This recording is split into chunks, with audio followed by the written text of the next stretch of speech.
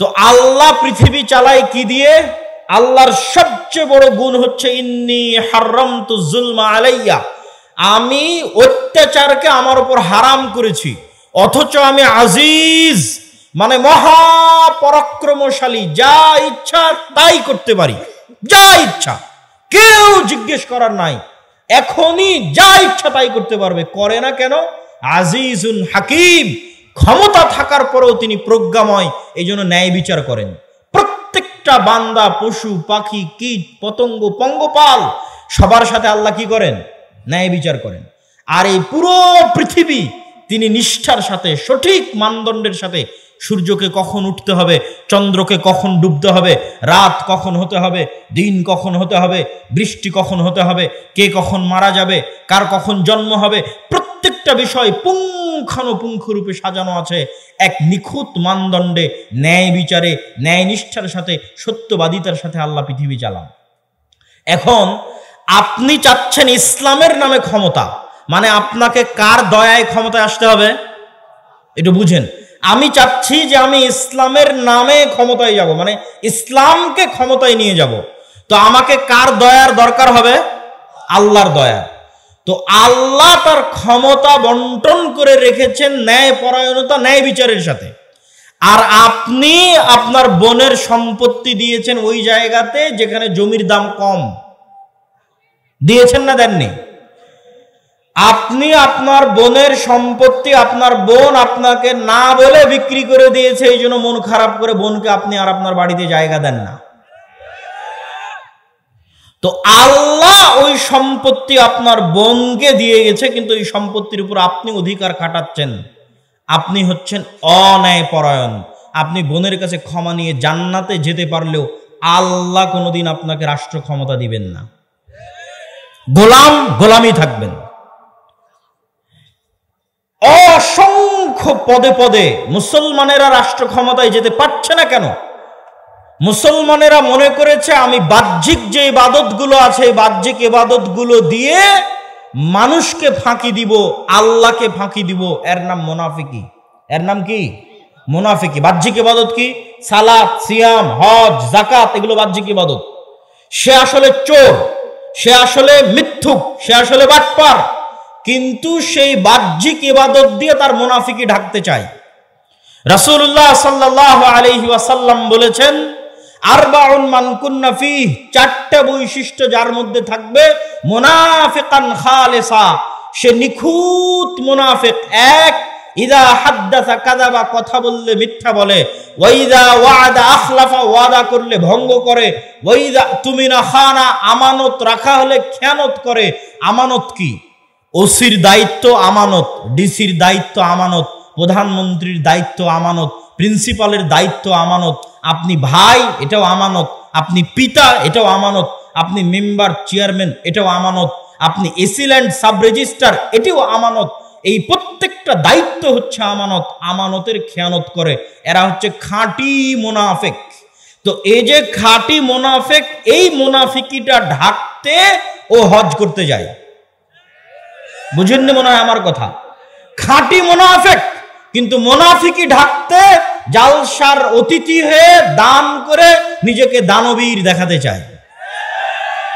করেনি, প্রশ্ন ফাঁস করে বলছে আমি এই টাকা আল্লাহর রাস্তায় দান করলাম। আমরা আলেম সমাজ ব্যর্থ, বুঝাতে পারিনি যে ইসলাম কাকে বলে, এটা বুঝাতে পারিনি। সে মনে করে নিয়েছে ইসলাম মানে আমি সালাত আদায় করলাম, আমি হজ পালন করলাম, আমি সিয়াম পালন করলাম, বাহ্যিক আমল ঠিক, তো আমি ঠিক। কিন্তু ও তো মুনাফিক। আল্লাহর নবী বলছেন মুনাফিক। তাকে যে দায়িত্ব দেওয়া হয়েছে দায়িত্বে খেয়ানত করেছে, কিন্তু সেই মুনাফিকি ঢাকতে ও নিজেকে দানবীর দেখিয়েছে। মুনাফিকি ঢাকতে মানুষের সামনে বলেছে আমি তাহাজ্জুদের সালাত আদায় করি। তো এই ধরনের দুই নম্বরই, বাটপারি, অন্যায়কারী, দুর্নীতিবাজদের আল্লাহ কখনোই তার দয়ায় রাষ্ট্র ক্ষমতা দিবেন না।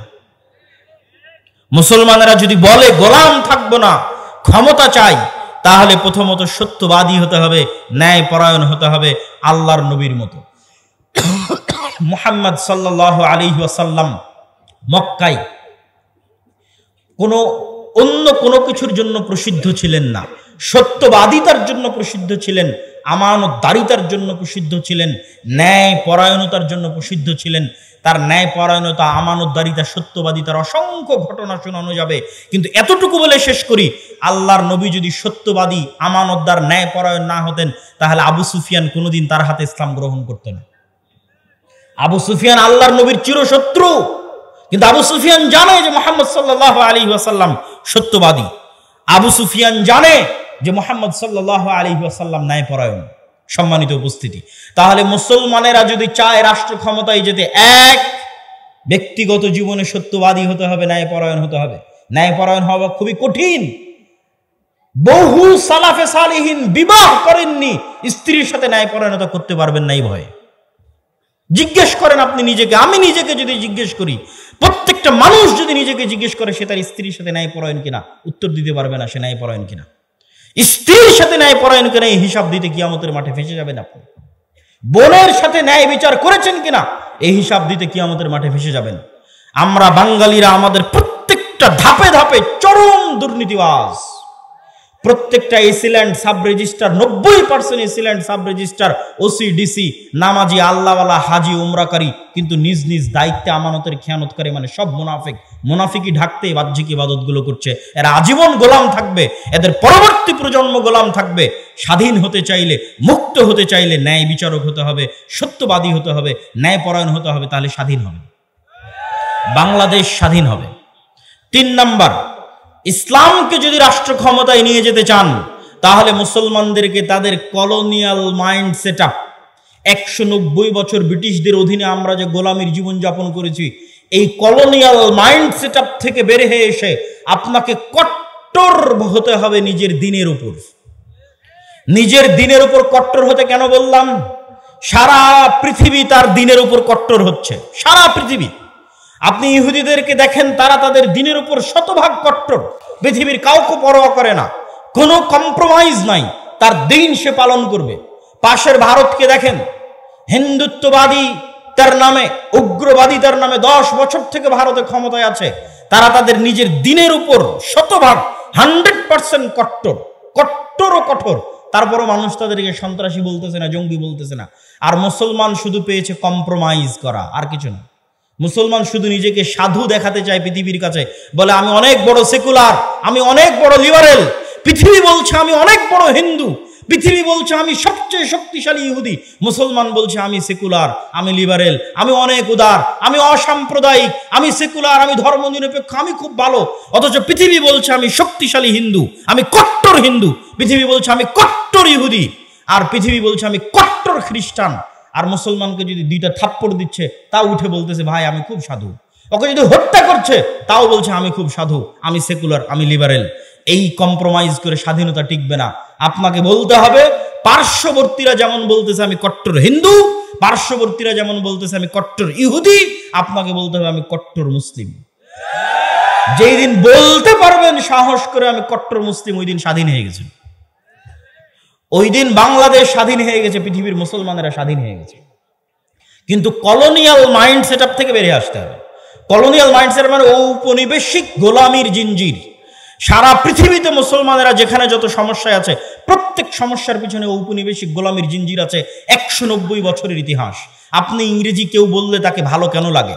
ইংরেজি বললে তার চাকরি কেন হয়? বাই ডিফল্ট কেন এরকম মনে হয়? অথচ মদিনা বিশ্ববিদ্যালয়ে পড়তে গিয়ে এক আফ্রিকান বন্ধু, তার সেকেন্ড ল্যাঙ্গুয়েজ হচ্ছে ফরাসি। তার সেকেন্ড ল্যাঙ্গুয়েজ কেন ফরাসি হবে? আর আমার সেকেন্ড ল্যাঙ্গুয়েজ কেন ইংরেজি হবে? ও ছিল ফ্রান্সের গোলাম, আমি ছিলাম ইংল্যান্ডের গোলাম। আফ্রিকান কান্ট্রিগুলো ছিল ফ্রান্স, ইতালি এবং স্পেনের গোলাম, আমরা ছিলাম ইংল্যান্ডের গোলাম। এই জন্য আমাদের কাছে ইংরেজি ভালো লাগে, ওদের কাছে ফরাসি ভালো লাগে। অথচ আপনি ইংল্যান্ডের এরিয়া পার হয়ে ফ্রান্সে যান, ইতালিতে যান, স্পেনে যান, কোথাও ইংরেজি নাই। আমি ইংরেজি ভাষা শিখতে হবে না সেটা বলছি না, কিন্তু ফ্রান্স, ইতালি এবং স্পেনের মানুষ জাতিগতভাবে, মনস্তাত্ত্বিকভাবে এতটা স্বাধীন যে সে ইংরেজি শিখতে চায় না। সে বলতেছে আমি আমার ফ্রান্সের ফরাসি ভাষা নিয়ে থাকবো, আমি আমার ইতালিয়ান ভাষা নিয়ে থাকবো, স্প্যানিশ নিয়ে থাকবো। বিমানবন্দরে পর্যন্ত এক্সিটটা ইংরেজিতে লেখেনি। তাহলে স্পেন, ফ্রান্স, ইতালির মানুষ মনস্তাত্ত্বিকভাবে কোন পর্যায়ের স্বাধীন, আর আমি মনস্তাত্ত্বিকভাবে কোন পর্যায়ের গোলাম? কেন একজনকে প্যান্ট শার্ট পরা দেখলে তাকে স্মার্ট মনে হয়, আর আরেকজনকে এরকম জুব্বা পরা লম্বা দাড়ি দেখলে আনস্মার্ট মনে হয়? এটা 190 বছরের লিগ্যাসি আমরা বহন করে আসতেছি, কেন আমাদের বাপ দাদারা 190 বছর যাবৎ ব্রিটিশদের গোলামি করেছে। তো ব্রিটিশরা প্যান্ট শার্ট পরতো, গলায় টাই থাকতো, এই জন্য ওটা দেখতে আমাদের অজান্তে স্মার্ট মনে হয়, আর ওটা না দেখলে আমাদের অজান্তে আনস্মার্ট মনে হয়। ভাইয়ের সাথে আমার একটা স্মৃতি আছে, স্মৃতি বলতে দেখার স্মৃতি নয়, যেহেতু এই অঞ্চল আমার নানির বাড়ির অঞ্চল, তো ছোটবেলায় আমাদের এই অঞ্চলে কেটেছে। তো ওনার আব্বার ছবির সাথে ওনার ছবি বিভিন্ন জায়গায় পোস্টারে আমি অনেক ছোটতে দেখেছি, তখন বয়স 7-8 বছর হবে অথবা 9-10 বছর হবে। তো তার নামের শেষে লিঙ্কন নামটা ছিল। তো তখন থেকে আমার কাছে এটা অপছন্দ হতো যে একজন মুসলমানের সন্তান কিভাবে লিঙ্কন নাম রাখতে পারে। আমি কিন্তু তাকে তখন চিনিও না, দেখিও নি, কিন্তু আমার আম্মা আমাকে যেভাবে শিখিয়েছে সেইভাবে আমি শিখেছি। তো ওই স্মৃতিটা আমার মনে আছে যে তার নাম আমি পোস্টারে পড়েছি, তার ছবি আমি পোস্টারে দেখেছি, এবং এই নাম আমি তখন থেকে অপছন্দ করতাম যে মুসলমানের সন্তান কেন লিঙ্কন নাম রাখবে। কিন্তু কোনোদিন ভাবিনি যে এইভাবে ঘুরতে ঘুরতে একদিন তিনি পাশে এসে বসবেন, আর তিনিও দিনদার হিসেবে হয়তো হতে পারে আল্লাহর কাছে তিনি আমার চেয়ে বেশি প্রিয়। হতে পারে না? পারে না? হতে পারে। আল্লাহর কাছে কত মানুষ আছে দুনিয়াতে প্রসিদ্ধ কিন্তু আল্লাহর কাছে অপ্রসিদ্ধ, আর কত মানুষ আছে দুনিয়াতে অপ্রসিদ্ধ কিন্তু আল্লাহর কাছে এবং আসমানে প্রসিদ্ধ। তো যেটি বলছিলাম আর কি, এই যে কলোনিয়াল মাইন্ড সেটআপ, যে আপনার নামটা একটু ইংরেজি ইংরেজি হবে তাহলে আপনাকে ভালো লাগবে, এটা 190 বছরের গোলামির জিঞ্জির বহন করে বেড়াচ্ছেন, এটা থেকে ঝেড়ে ফেলে বের হতে হবে না। আমার আরবি নামের উপর আমি সন্তুষ্ট, আমার ইসলামের আকীদা এবং আদর্শের উপর আমি সন্তুষ্ট এবং শতভাগ কট্টর। শিখবেন কাদের কাছ থেকে? হিন্দুর কাছ থেকে। শিখবেন কার কাছ থেকে? ইহুদির কাছ থেকে। একটা শিখকে দেখান দেখি ওর মাথার চুল কাটে কিনা, একটা শিখকে দেখান দেখি মুখের দাড়ি ছাড়া আছে। একটা ইহুদি যদি শতকরা হিসাব করেন, ইহুদি পাড়ায় গিয়ে কতজন ইহুদি দাড়ি রেখেছে? শতভাগ 90 জন ইহুদি দাড়ি রেখেছে। আর মুসলমানকে দাড়ি রাখতে নাকি আনস্মার্ট লাগে, এই জন্য মুসলমান দাড়ি রাখে না। মুসলমানকে দাড়ি রাখলে খ্যাত খ্যাত লাগে, মুসলমানকে দাড়ি রাখলে সমাজে মানুষ কি মনে করবে এই মনে করে সে দাড়ি রাখে না। এটা হচ্ছে গোলামির মানসিকতা। এই গোলামির মানসিকতা থেকে যখন বের হয়ে কট্টর হবেন, আমার নবী দাড়ি রেখেছে আমিও দাড়ি রাখবো, তাতে মরি বাঁচি মরবো, তখন সেই দিন স্বাধীন। সেই দিন বাংলাদেশ স্বাধীন, আপনি স্বাধীন। তার আগ পর্যন্ত গোলামির জিঞ্জির আপনার গলায় এবং আমার গলায়। সম্মানিত উপস্থিতি, তো যেটি বলতে চাচ্ছিলাম যে বাংলাদেশ বা আমাদেরকে যদি আমরা চাই যে রাষ্ট্র ক্ষমতা ইসলাম যাক, তাহলে তার সারমর্ম হিসেবে 3টে বা 4টে পয়েন্ট, তারপরে আরো কিছু বক্তব্য দিব গুরুত্বপূর্ণ বর্তমান চলমান কিছু বিষয়, সেটি তো আপনাদের কিছু শিক্ষণীয় আছে। তো সারমর্ম 4টে বিষয় কি কি রাষ্ট্র ক্ষমতায় যদি যেতে চান? 1 নাম্বার, আপনাকে বুঝতে হবে যত তন্ত্র মন্ত্র আছে এগুলো তৈরি করা হয়েছে ইসলাম যেন রাষ্ট্র ক্ষমতায় না যায়। তাহলে আপনাকে আপনার ঈমান বাঁচাতে এই তন্ত্র মন্ত্রকে অস্বীকার করতে হবে। কি করতে হবে? অস্বীকার করতে হবে। আমাই ইয়াকফুর বিত্তাগুত, যেমন ইব্রাহিম আলাইহিস সালাতু ওয়াস সালাম বলেছিল কাফারনা বিকুম, শোনো তোমরা যার ইবাদত করো, তোমরা যেই সমস্ত মূর্তি পূজার ইবাদত করো তোমাদেরকে, আর তোমাদের এই মূর্তি পূজাকে আমি কুফরি করলাম, কাফের হয়ে গেলাম, তোমাদের এই মূর্তি পূজার অস্বীকার করলাম। আপনাকে এইভাবে অস্বীকার করতে হবে যে আমি গণতন্ত্রের কাফের, আমি সেকুলারিজমের কাফের। তাহলে আপনার ঈমান বাঁচবে, ঈমান ঠিক থাকবে, আকীদা ঠিক থাকবে। তো আমি ঈমান এনেছি কিসের উপর? ইসলামিক খেলাফত ব্যবস্থার উপর। আর বাকি যত তন্ত্র মন্ত্র আছে এগুলোর আমি কাফের, এগুলো অস্বীকার করি ওপেন প্রকাশ্যে।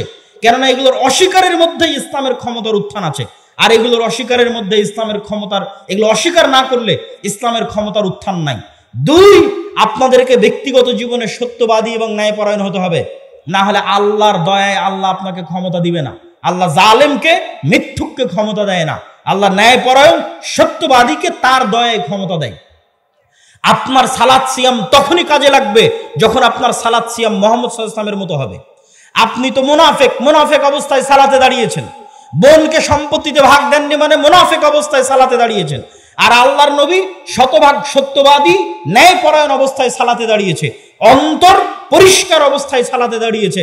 আপনি যেদিন ওইভাবে অন্তর পরিষ্কার অবস্থায় সালাতে দাঁড়াতে পারবেন, সত্যবাদী ন্যায়পরায়ণ হয়ে সালাতে দাঁড়াতে পারবেন, সেই দিন আপনার এই সালাতের পাওয়ার থাকবে, আপনার এই হজের পাওয়ার থাকবে, আপনার এই দ্বীনের দাওয়াতের পাওয়ার থাকবে। 3, কলোনিয়াল মাইন্ড সেটআপ থেকে বের হয়ে আসতে হবে। আর বক্তব্যের শেষাংশে এসে যেটি বলবো যে বর্তমানে বাংলাদেশে যে সমস্যা চলতেছে, ইসকন চলছে না? এখান থেকেও আমার এবং আপনার শিক্ষা আছে, এই সমস্যা থেকেও আমার এবং আপনার শিক্ষা আছে। এই সমস্যা থেকে আমার এবং আপনার শিক্ষা কি? ইসকন নামক যে সংগঠন বর্তমান বাংলাদেশে চলমান আছে, এই ইসকন মূলত হিন্দু ধর্মীয় শ্রী চৈতন্যের মতবাদকে প্রমোট করে, যেটিকে বলা হয় বৈষ্ণব শাখা, হিন্দু ধর্মের বৈষ্ণব শাখা। আর শ্রী চৈতন্যকে কেউ বলে যে তিনি নিজে শ্রীকৃষ্ণ, আর কেউ বলে যে শ্রী চৈতন্য মূলত শ্রীকৃষ্ণের ভক্ত ছিলেন। তো এই ধারাটার মূল বক্তব্য কি? এই ধারাটার শ্রী চৈতন্যের মূল বক্তব্য হচ্ছে হিন্দুদের মধ্যে যে জাতপাতের ভেদাভেদ আছে, হিন্দুদের মধ্যে জাতপাতের ভেদাভেদ আছে, ব্রাহ্মণ, ক্ষত্রিয়, শূদ্র, এরকম 4টে ভাগে তারা বিভক্ত। তার মধ্যে সবচেয়ে সম্মানিত অংশটা হচ্ছে ব্রাহ্মণ, যারা তাদের দাবি অনুযায়ী তাদের ভগবানের মাথা থেকে সৃষ্টি হয়েছে, নাউজুবিল্লাহ। তো এই নিম্নবর্ণের হিন্দুদের কোনো অধিকার হিন্দু সমাজে ছিল না, ফলত নিম্নবর্ণের হিন্দুরা দলে দলে ইসলাম গ্রহণ করেছে। কেননা ইসলামের সবাই সমান, ইসলামে কোনো জাত নাই, পাত নাই, কালার নাই, রং নাই, বর্ণ নাই, ভাষা নাই, কিছু নাই। ইন্না আবাকুম ওয়াহিদ ওয়া ইন্না রাব্বাকুম ওয়াহিদ ইয়া আইয়ুহান নাসু উবুদু রাব্বাকুমুল্লাযী খালাকাকুম মিন নাফসিন ওয়াহিদা। তোমাদের পিতা এক, তোমাদের রব এক।